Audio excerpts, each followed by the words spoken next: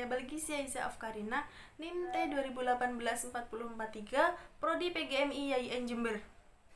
Saya dari kelompok 7 akan menjelaskan tentang belajar dan permasalahan perilaku siswa. Yang pertama, pendekatan perilaku dan sosial kognitif dalam belajar. Pendekatan perilaku kognitif yaitu salah satu bentuk konseling yang bertujuan membantu agar dapat menjadi lebih sehat, memperoleh pengalaman yang memuaskan, dan dapat memenuhi gaya hidup tertentu dengan cara memodifikasi pola pikir dan perilaku tertentu. Pendekatan kognitif berusaha memfokuskan untuk menempatkan suatu pikiran, keyakinan, atau bentuk pembicaraan diri terhadap orang lain. Dengan kata lain, kognitif memfokuskan pada kegiatan mengelola dan memonitor pola pikir siswa sehingga dapat mengurangi pikiran negatif dan mengubah isi pikiran agar dapat diperoleh emosi yang lebih positif. Sedangkan perilaku memfokuskan pada kegiatan atau tindakan yang dilakukan siswa, menentukan bentuk imbalan atau reward yang dapat mendorong siswa untuk melakukan tindakan tertentu. Pemberian konsekuensi yang tidak menyenangkan guna mencegah siswa melakukan tindakan yang tidak dikehendaki. Pendekatan perilaku kognitif ini dibangun atas dasar bahwa manusia memiliki potensi berpikir, baik yang rasional maupun irasional. Dalam melakukan penelitian pendekatan perilaku kognitif, dapat menggunakan restrukturisasi kognitif dan modeling partisipan. Restrukturisasi kognitif yaitu proses belajar untuk menyangkal distorsi kognitif atau kesalahan berpikir dengan tujuan menggantikan pikiran seseorang yang tidak rasional, keyakinan kontrafaktual yang akurat dan dominan. Rekonstruksi kognitif adalah suatu cara untuk menata kembali pikiran yang menimbulkan atau menyebabkan irasional pada individu sehingga berakibat adanya penyesuaian diri yang rendah. Restrukturisasi kognitif juga merupakan salah satu teknik yang berfokus pada modifikasi pikiran-pikiran yang maladaptif pada individu. Rekonstruksi kognitif menggunakan asumsi respon perilaku dan emosi yang tidak adaptif dipengaruhi oleh keyakinan dan persepsi konseli. Tujuannya dari implementasi teknik rekonstruksi kognitif yaitu untuk membangun pola pikir yang lebih sesuai atau adaptif. Restrukturisasi kognitif memuaskan perhatian pada upaya mengidentifikasi dan mengubah kesalahan kognisi atau persepsi konseli tentang diri dan lingkungan. Restrukturisasi kognitif dalam mengatasi penyesuaian diri siswa menitik beratkan pada kognitif yang menyimpang akibat ketidaksiapan menghadapi tuntutan yang datang merugikan dirinya, baik secara fisik maupun psikis. Teknik restrukturisasi kognitif menekankan otak sebagai penganalisa, pengambil keputusan, bertanya, bertindak, dan memutuskan kembali. Selanjutnya yang kedua, jenis permasalahan perilaku siswa. Yang pertama, siswa terisolir, yaitu siswa yang tidak mempunyai sahabat, jarang dipilih, selalu ditolak di antara teman sebayanya, tidak mempunyai minat untuk mengikuti kegiatan-kegiatan kelompok, tidak dapat menyerap dan menerima norma-norma ke dalam kepribadiannya, tidak mampu untuk berperilaku yang pantas atau menyesuaikan diri menurut tuntunan lingkungan yang ada. Siswa yang jarang dipilih atau seringkali mendapat penolakan dari lingkungannya memiliki ciri-ciri sebagai berikut. Yang pertama, penampilan diri yang kurang menarik. Yang kedua, kurang sportif. Yang ketiga, penampilan yang tidak sesuai dengan standar teman. Yang keempat, penampilan yang menonjolkan diri, mengganggu orang lain, suka memerintah, tidak bekerja sama, dan kurang bijaksana. Dan yang terakhir, mementingkan diri sendiri dan mudah marah. Selanjutnya yang kedua, siswa underachiever, yaitu suatu keadaan siswa yang memiliki tingkat inteligensi yang tinggi, namun tingkat prestasi akademinya tidak sesuai dengan kapasitas kemampuan yang dimilikinya. Seseorang yang mengalami underachievement pada umumnya menunjukkan karakteristik yang berbeda dengan lainnya. Ciri-ciri siswa underachiever yaitu yang pertama, menunjukkan prestasi yang berlawanan dengan harapan atau potensi yang dimilikinya. Yang kedua, merasa tidak senang dengan sekolah atau gurunya dan cenderung bergabung dengan teman yang juga memiliki sikap negatif terhadap sekolah. Yang ketiga, kurang termotivasi untuk belajar, tidak mengerjakan tugas, sering mengantuk ketika belajar, dan tidak tuntas dalam mengerjakan tugas. Yang keempat, kurang mampu melakukan penyesuaian intelektual. Yang kelima, merasa kurang bersemangat, kurang tegas, dan sering ribut di kelas. Yang keenam, memiliki disiplin yang rendah, sering telat sekolah, enggan mengerjakan tugas, sering ribut, dan mudah terpengaruh. Dan yang terakhir, yang ketujuh, tidak memiliki hobi atau minat terhadap kegiatan untuk mengisi waktu luang. Dan yang terakhir, takut ujian dan berprestasi rendah.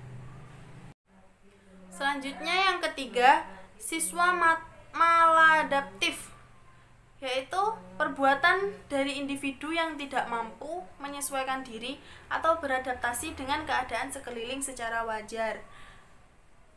Misalnya, yang bersangkutan memperlihatkan ketakutan, kecurigaan, atau paranoid, gangguan menilai realitas, gangguan dalam fungsi sosial dan pekerjaan.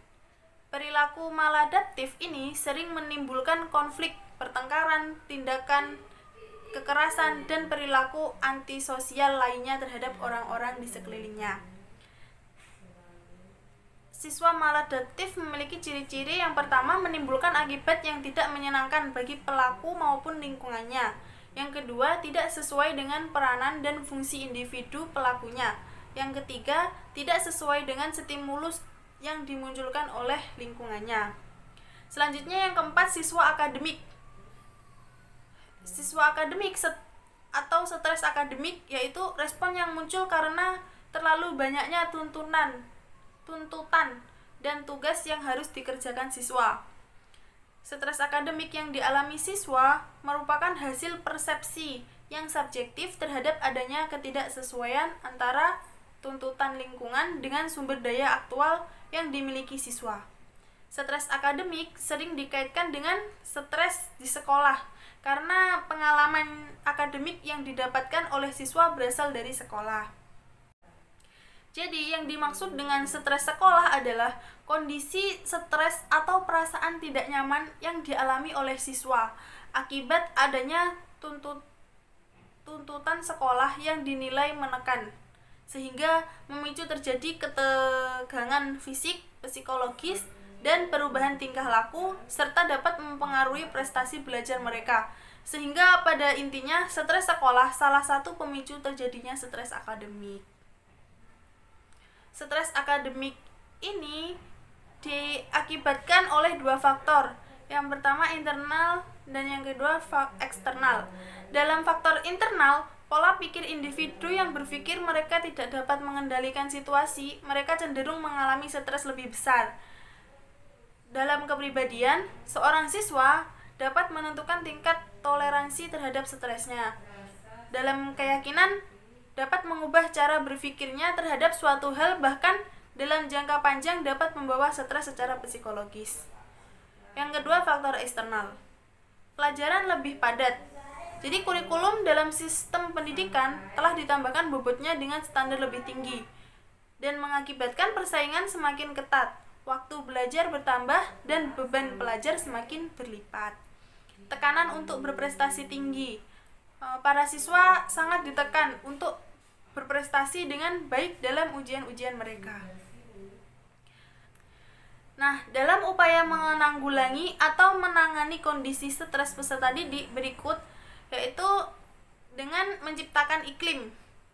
Jadi sekolah yang kondusif, iklim sekolah atau school climate adalah situasi atau suasana yang muncul akibat hubungan antara kepala sekolah dengan guru, guru dengan guru, guru dengan peserta didik, dan hubungan antar peserta didik yang mempengaruhi sikap atau attitude, kepercayaan, nilai, motivasi, dan prestasi orang-orang yang terlibat dalam suatu sekolah tertentu. Selanjutnya, melaksanakan program pelatihan penanggulangan stres. Jadi, inokulasi stres merupakan salah satu strategi atau teknik kognitif perilaku dalam program-program terapi dan konseling. Konsep inokulasi stres ini didasarkan pada asumsi bahwa manusia dapat meningkatkan kapasitas diri dalam mengatasi stres dengan cara mengubah keyakinan dan pernyataan diri tentang keberhasilan menghadapi stres. Dengan melalui pelatihan inokulasi stres ini, individu akan mendapatkan pengetahuan, pemahaman diri, dan keterampilan-keterampilan coping yang memadai guna memfasilitasi penggunaan cara-cara penanganan stres yang lebih baik. Selanjutnya, yang terakhir, dengan mengembangkan resiliensi peserta didik. Resiliensi yaitu salah satu aspek potensi yang perlu dikembangkan dalam diri peserta didik. Sebab resiliensi yaitu kemampuan atau kapasitas insani yang dimiliki peserta didik yang kemungkinan untuk menghadapi, mencegah, meminimalkan, dan bahkan menghilangkan dampak-dampak yang merugikan dari kondisi-kondisi yang tidak menyenangkan, atau bahkan mengubah kondisi kehidupan yang menyengsarakan menjadi suatu hal yang wajar untuk diatasi.